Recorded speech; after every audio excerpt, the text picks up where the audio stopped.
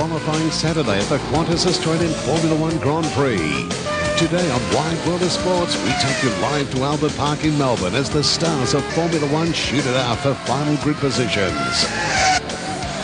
The pre-season testing is over. Now it's show and tell time as the world's best light the fuse for one desperate hour of pure speed and excitement. At stake, the honour of claiming that #1 grid position for the first round of a brand new season. Plus, those mighty V8 Super Tours will rock Melbourne to its foundations as they muscle for every metre of the Albert Park circuit. Tearing up the track, those 2-litre Tourers are ready to take their rivalry beyond the red line. And the Golden Girls of Aussie Sport will deliver a new slant on Amateur Hour as they battle for pole position for tomorrow's Holden Celebrity Challenge. There's horsepower of the four-legged variety when the thoroughbreds race in the Newmarket at Flemington and in Sydney.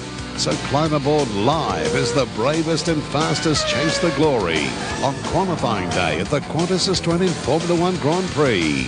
Right here on the one and only Wide World of Sports.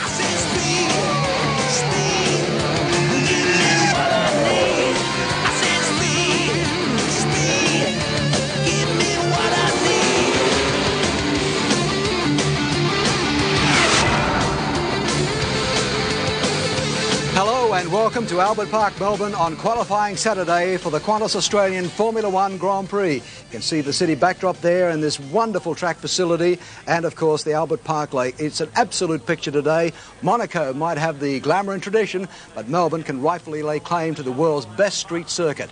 And sharing the drive with me here in our on-track studio is the 1980 World Drivers' Champion, Alan Jones. We've got terrific conditions here today, haven't we? The best, Ken. It really is fantastic. It's the wind's died down a little bit, the track temperature's perfect, the ambient temperature's perfect, the driver comfort is good. It's going to be great. In stark contrast to what we had yesterday, where we had one side of the track dry, the other side of the track was wet. I mean, it was very difficult for all the drivers. Well, it was probably the worst scenario they could have hoped for, because they've come here with new car driver combinations, new regulations on the cars. They really needed dry time to get some data on those cars, and of course that's not what they got, so they're all behind the 8 ball a little bit. Well, let's go back to yesterday and check out a couple of the performances that caught our eye. Of course, the McLaren seem to be going really well at this particular point in time, don't they? Yeah, they've been very, very quick in off-season testing. They've come here, they're out of the box, and they're setting the pace. I've said Hakkinen was my pick for the race on Sunday, and I think hopefully now he's confirming that. Well, this is Coulthard yesterday. Yeah, they're just coming out of the garage and they're stamping their authority on, it doesn't matter who goes out and does what time. They just seem to be able to roll out and just match it and better it. And they're doing it comfortably. You made a point yesterday that you felt this bloke's a really good racing car driver. Hakkinen is the one who's really on the speed, on the money. Yeah, I think that Hakkinen's got the raw speed.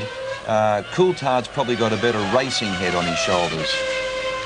Beautifully presented car, as they were last year. They're fabulous. And even their garage, if you go down into the pit area and have a look into the garage, the whole garage is done out in that silver and black. It looks very space-agey. And we've got a change in the guard. We're seeing a lot of new drivers here this year. But let's take a look at Hakkinen. He's really come back so very well after that terrifying accident a couple of years ago. Well, he's riding the crest of a wave at the moment. He's got a GP under his belt now. For so many years he was leading and looking like he was going to win one and been let down by mechanical failures. He has now won a Grand Prix. That's out of the way. He knows that he can win more. He's come back from that shocking accident in Adelaide. Physically, he's looking better than I've ever seen him before.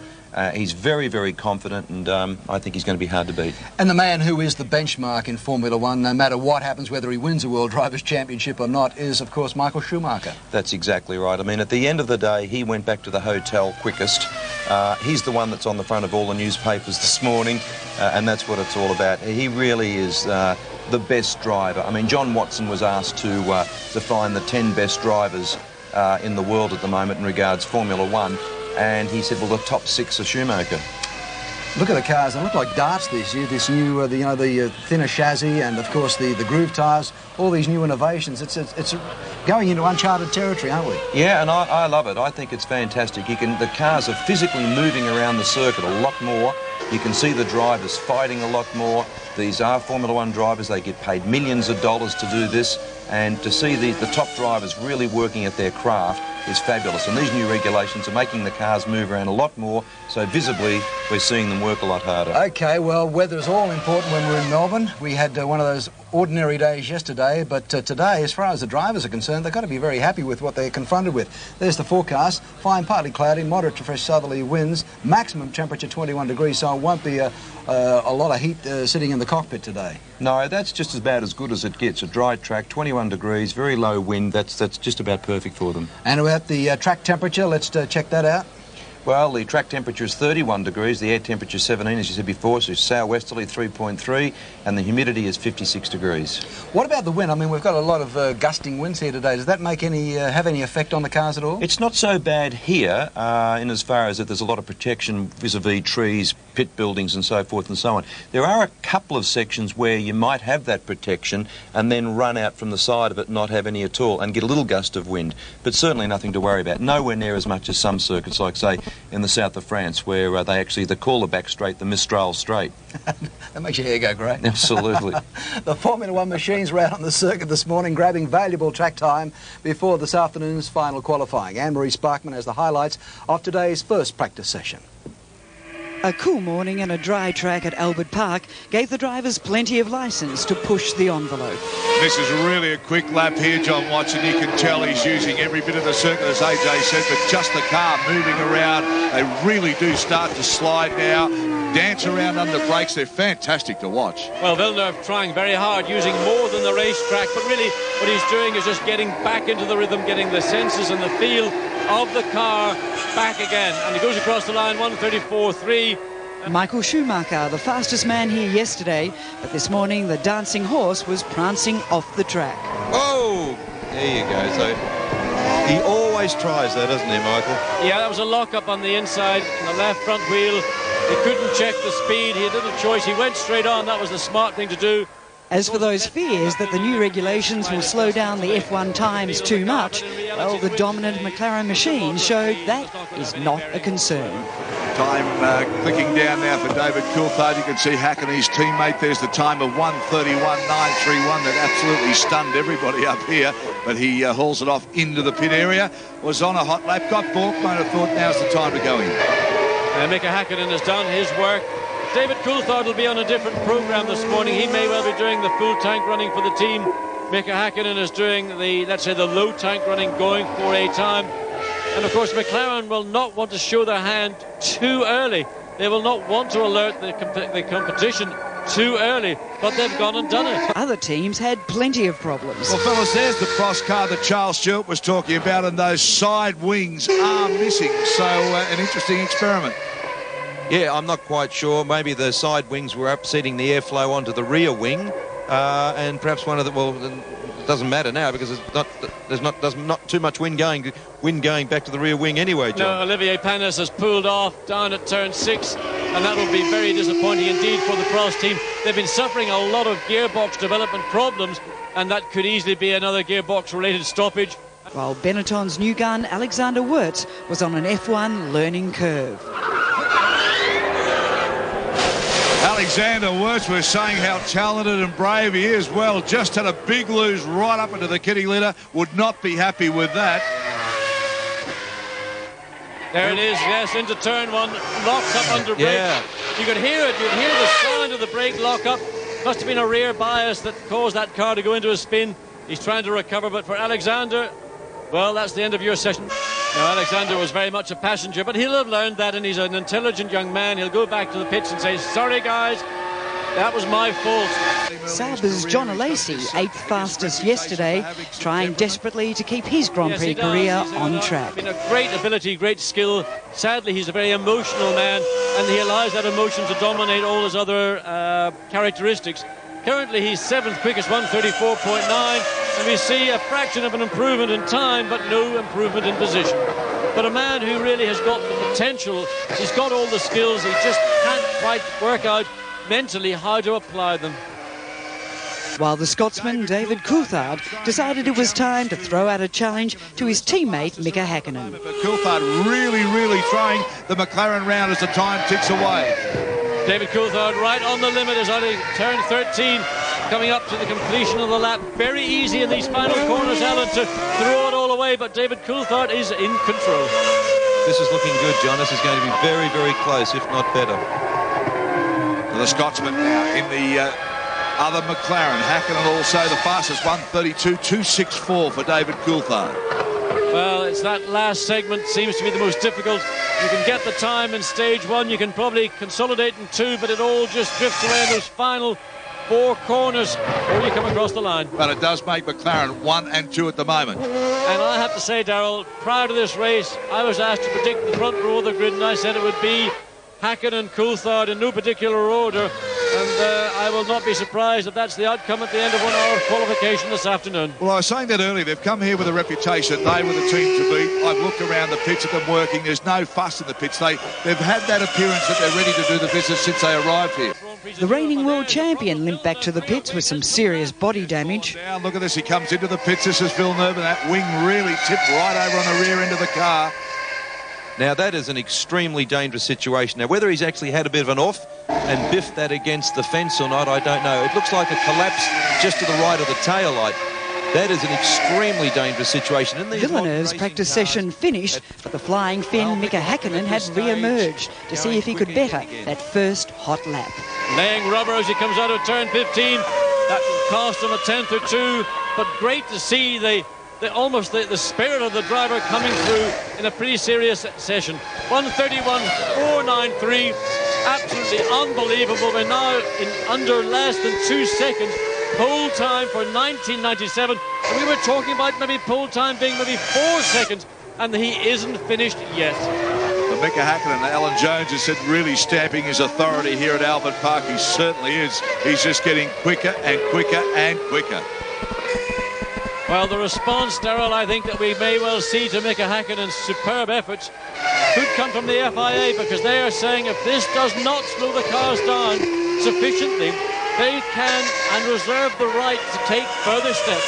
Well, the feeling was that mid-season they'd be getting these times, not going qualifying into the first Grand Prix. What they've done is already exceed the pole time established for the first Melbourne Grand Prix. That was Jacques Villeneuve. So we're only in Saturday morning. There's a lot more time to go. Qualifying has got to come. And Alan, I mean, to predict a high 32-second time was, I think, being a little bit adventurous. But to be in the mid-131s, what is he going to end up with? All right, Indeed, let's have question. a look at the top 12 after that session. Mika Hakkinen coming out on top from his teammate David Coulthard. Harald Frentzen in 3rd, Schumacher 4th, Villeneuve 5th, Jean Alesi in the Sauber in 6th. Johnny Herbert, his teammate, 7th, Fisichella 8th, Damon Hill 9th, Eddie Irvine in the other Ferrari 10th, Alexander Wurz in the Benetton, and Barrichello in 12th in the Stewart. What do you read from that practice session, Alan? I read that McLaren are doing it fairly easy. I think that they're just sitting back in their garage, they're looking at other people, what they're doing, and they're walking out, hopping in the car and just bettering them. And we've got another practice session coming up. Yeah, that's going to shape up really good, because they're gathering more and more data as we go along. They'll put that into use in the next session. Yeah. And then, of course, after that, really on for young and old. Well, plenty happening here, AJ. Out on the track, there's always lots of entertainment for the fans, and there's lots to see. They love running down pit lane. That's Eddie Irvine checking out with, I guess, his mechanics, and he's probably wondering why he's not going as well as this particular point in time. Well, he probably is, because last time they were out testing, he wasn't all that far behind his teammate. Okay, this is Wide World of Sports coming to you from Melbourne on qualifying day for the Australian Grand Prix. We will be right back.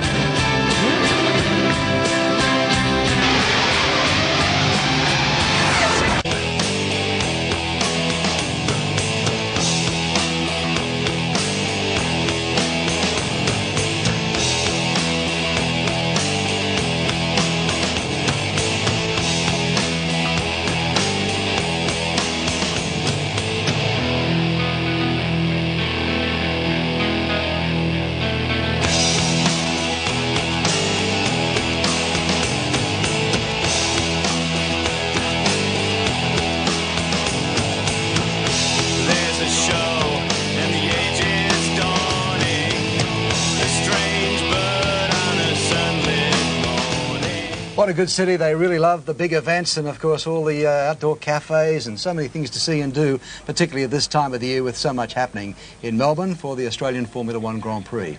Now, today's second practice session offered the teams their last chance to complete final tuning before this afternoon's battle for grid positions. Peter Nugent was there when the cars and drivers returned to the track.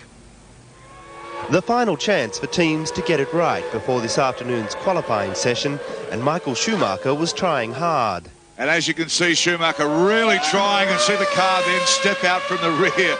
Boy, oh boy, moving around, locks up a brake, so he's trying hard early. Coulthard, second quickest in today's first practice session, was making no impression on Hakkinen's time. Without doubt, one of the most personable people in Grand Prix racing now. Handles himself out of the car very well, looks the part, doesn't he? Always smartly presented, nicely dressed. I mean, he really does have quite a persona. The ice-cool Finn seemed able to reel off sub-132 laps at will. There were few signs of how hard he was working. Graphic shot then of really working the wheel, something we haven't seen for a while. This could be quite a good lap, I think, Joe, because he really is working the car. It's an improvement by 1/1000th of a second, Alan. He gathered time, in fact, in that third segment. That's not something we've seen very many other people do. So McLaren and Mika Hakkinen are just really rubbing salt into everybody else's wounds. Heinz Harald Frentzen, the faster of the Williams drivers, was again on the pace until a slight error. Oh, he's having a big try there. He's been blowing that. Forget that lap. I mean, that really is frustrating for a driver when you're putting a good lap together and you blow it on virtually what is the last corner. Reigning world champion Jacques Villeneuve was struggling and seemingly unable to do even the simple things. Oh, and he's got it all wrong entering the pit That was lane. the pits. Well, Jacques, we've seen you do it on the track. Now you're the first person this weekend to plonk it into the grass in the pit lane. Then the 1997 Australian Grand Prix champion Coulthard put in a blistering lap, just a second off last year's pole position time. Coulthard, second fastest to teammate Hakkinen now, flashes up that start-finish line over the grid. We'll get a time for you, see if he's improved it. Yes, he has. Yes, he has. So AJ picked that spot on. That was a flyer. He's now the fastest man on the circuit. Hakkinen, under pressure to maintain his dominance, couldn't match the Scotsman's pace. Now, Mika Hakkinen's now out there responding to David Coulthard, so he's seen the times, and now this is really the McLaren show at the moment. 1 and 2. Here's Hakkinen now. Look at the car darting and twitching around as he tries to whittle that time back and get back his quickest time. Real battle going on now. Well, this is a battle between the two silver arrows. We saw McLaren lost time in turn 16. The back end just snapped away. That great lap that Hakkinen was about to give us has been lost. Then the young Italian Giancarlo Fisichella demonstrated the ability that Benetton hired him for. He's out trying to chase the McLarens. They're 1 and 2. Benetton now making that resurgence back into Formula One that everybody predicted. Young team, his teammate Wirtz, the Austrian. They're very, very fast, very dedicated, and the team right behind them this time round. Damon Hill's woes continued as he spun once again, his yellow Jordan narrowly avoiding peril. Well, Damon had an awful year last year. Oh, and in trouble. He got a rear wheel onto the grass, under braking as he came down into that very tight right left. That was a driving error from Damon Hill. Let's look at that again and replay, and that's frustration. He was on a lap which he hoped would see improvement, but he's kept it running. And also Damon, for the first time, Darrell, experiencing a clutch that's attached to the steering wheel rather than a foot clutch. So well done, Damon. You kept it running, but disappointment. And just be a little bit more careful in the future on the entry into that corner. But you have seen the yellow cars going round and round and off quite a bit in the last 2 days. Let's watch again. Just, Alan, talk us through this. Okay, he's moving over to the left. You can see now, oh yeah, he's got that rear left-hand wheel onto the grass. It's lost traction and just a simple driving error. With time running out, Villeneuve finally got it all together. His Williams less than a second slower than Coulthard's McLaren.